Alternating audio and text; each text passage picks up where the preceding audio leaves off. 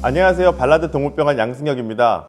이번 시간에는 농장에서 PRS에 대한 피해를 줄이기 위해 우선적으로 해야 될 일에 대해서 알아보겠습니다. 제가 추천드린 방법은 세 가지 방법입니다. PRS의 외부 유입 횟수를 첫 번째 줄이셔야 됩니다. 두 번째는 번식동물의 안정화는 반드시 진행을 하셔야 되고요. 세 번째, 자돈 백신은 이제 고려사항입니다. 어떤 농장은 자돈 백신이 잘 드는 농장이 있는 반면 안 드는 농장도 있습니다. PRS 백신 자체가 가격이 비싸기 때문에 이 자돈 백신은 농장의 환경, 시설에 따라서 고려해야 될 사항입니다. 첫 번째는 PRS 외부 유입을 줄이는 방법입니다. 오른쪽 농장은 저희 종돈장에 대한 사진입니다. 외부 출하차가 농장에 진입할 경우 외부 출하들을 반드시 만드셔야 됩니다.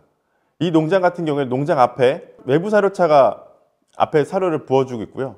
출하차 역시도 앞에 출하대가 있어서 외부의 출하차량이 농장 내부에 들어오는 것을 막아놓고 있습니다. PRS를 유입을 막기 위해서는 반드시 외부 출하대가 필요합니다. 두 번째 사진입니다. 이 농장도 농장 입구 앞에 사료변이 설치되어 있고요. 출하대도 설치되어 있습니다. 그렇기 때문에 외부에서 유입되는 차량이 PRS 유입 경로에 가장 큰 역할을 하기 때문에 외부에서 들어오는 차량들을 최대한 막으시고 농장 앞에 외부 출하대를 반드시 설치하는 걸 추천을 드립니다. 몇몇 농장은 그런 시설이 되지 않는 경우가 있습니다. 왼쪽 그림에는 한 방향으로 이루어진 출하대입니다. 돼지가 한번 나가면 다시 들어오지 못하는 구조로 되어 있어서 외부에서 출하차로 인한 교차음을 막을 수 있는 농장이고요.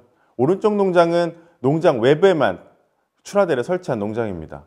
농장 구조만 잘 짜신다면 외부 출하대 만들 필요 없이 출하대에 의한 교차음을 막을 수 있기 때문에 반드시 농장에서는 외부 출하대가 없을 경우에는 반드시 만들 것을 추천을 드립니다. 이 농장은 PRS 유입 전에는 외부 출하대가 없었지만 PRS 유입 후에 외부 출하대를 만든 농장입니다. 이 농장의 동선을 보시면 출입 차량이 농장 내부까지 들어오시는 것을 확인하실 수가 있고요. PRS 유입 이후에는 이 외부 출하대를 만들어서 농장 내부로 출하 차량이 들어오는 것을 막아놨습니다. 두 번째는 격리사를 반드시 만드시는 걸 추천드립니다. 국내 종돈장에서는 PRS 음성 후보도를 공급하고 있지만 PRS 양성 동물이 가끔씩 분양되는 경우가 있습니다. 이로 인해서 농장에 PRS 유입될 수가 있기 때문에 농장에 기존 번식동물과 격리될 수 있는 공간에 반드시 후보돈을 위한 격리사를 만들 것을 추천을 드립니다. 이 농장 역시도 농장 외부에 격리돈사가 있는 돈사입니다. 이 농장 역시도 이제 기존 번식동물과 구분된 격리돈사를 나타낸 모습이고요. 이 그림 역시도 이제 농장 외부에 격리후보사가 지어진 그림입니다. 세 번째는 돈사별 장화 및 물품을 반드시 구분하셔야 됩니다. PRS 양성인 농장에서는 대부분 자돈사에서 바이러스가 순환 감염을 일으킵니다. 그리고 비육사에서도 바이러스가 많이 순환 감염을 일으키고 있어서 이런 바이러스들이 분만사나 모돈, 번식 모돈에 유입되는 것들을 막아주셔야 됩니다. 그렇게 하기 위해서는 비육사 물품을 구분해서 사용하고 반드시 돈사 출입 시에는 장화를 교체하셔야 됩니다.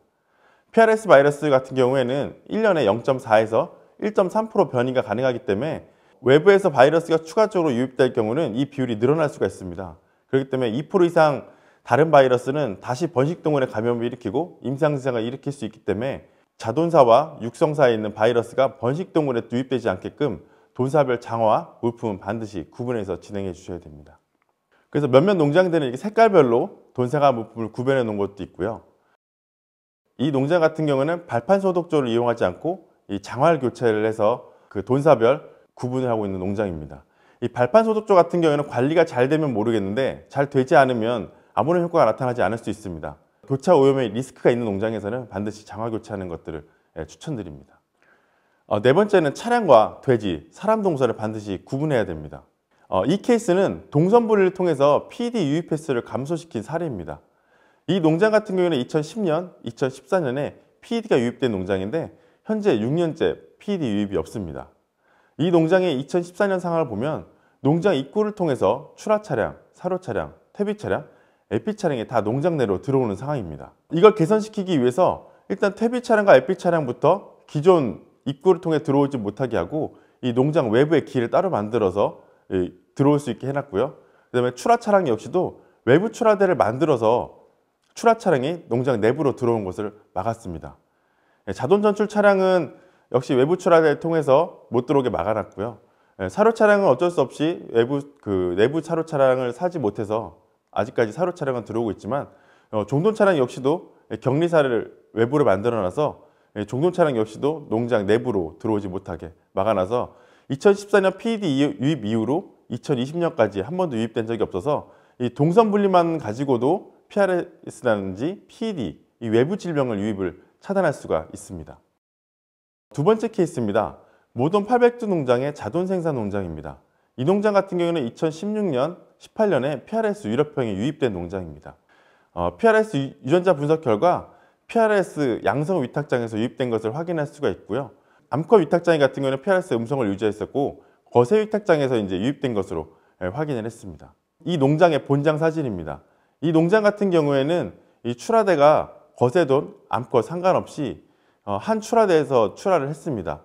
그런데 PRS 유입된 이후에는 거세를 위한 출하대, 암컷을 위한 출하대를 분리해 놨습니다. 이 분리한 이후로 추가적인 PRS 유입은 발병되지 않았고요. 이 분리를 통해서도 현재 PRS 음성을 유지하고 있는 농장입니다. 다음 시간에는 번식동물에서 PRS 바이러스를 제거하는 방법에 대해서 알아보겠습니다. 지금까지 경청해 주셔서 감사합니다.